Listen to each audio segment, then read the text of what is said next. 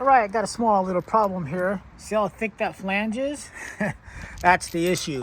So I ordered the Benz injection adapter manifold for the exhaust and turbo for the T3 flange, I believe, which is for the OM606, which is the triangle flange. I'll show you that flange real quick. I'm sure you all know what that flange looks like, but that's the flange right there, triangle flange, okay?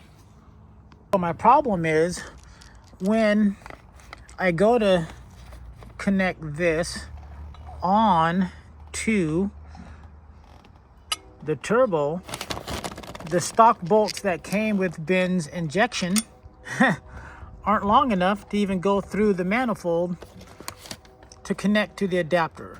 So I had to run down to High Strength Nut and Bolt in Kent, Washington and grab some longer bolts. And this is the bolts that I had to grab.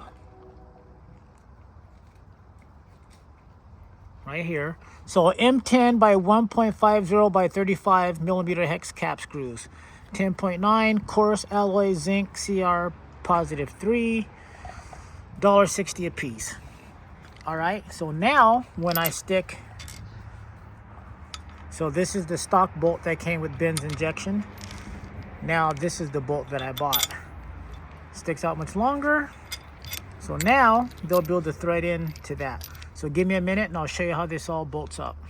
For guys like me who have never installed a turbo or an adapter manifold, sometimes it can be confusing to know which way it goes on.